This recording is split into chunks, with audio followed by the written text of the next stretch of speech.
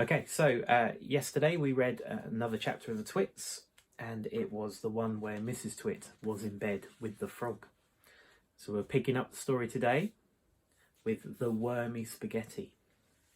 The next day, to pay Mr. Twit back for the frog trick, Mrs. Twit sneaked out into the garden and dug up some worms.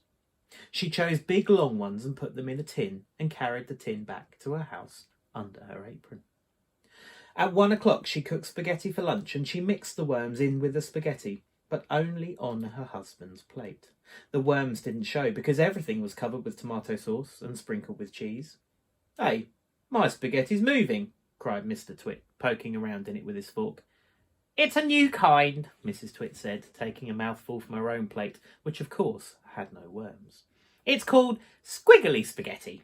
It's delicious. Eat it up while it's nice and hot." Mr. Twit started eating, twisting the long tomato-covered strings around his fork and shoveling them into his mouth. Soon there was tomato sauce all over his hairy chin. "It's not as good as the ordinary kind," he said, talking with his mouth full. "It's too squishy." "I find it very tasty," Mrs. Twit said. She was watching him from the other end of the table. It gave her great pleasure to watch him eating worms. "I find it rather bitter," Mr. Twit said. "It's got a distinctively bitter taste. But buy the other kind next time."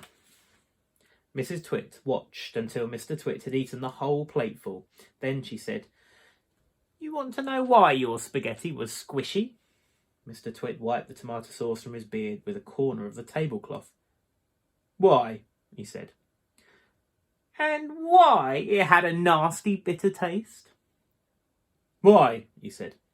"Because it was worms!" cried Mrs. Twit, clapping her hands and stamping her feet on the floor and rocking with horrible laughter. Oh dear, those Twits.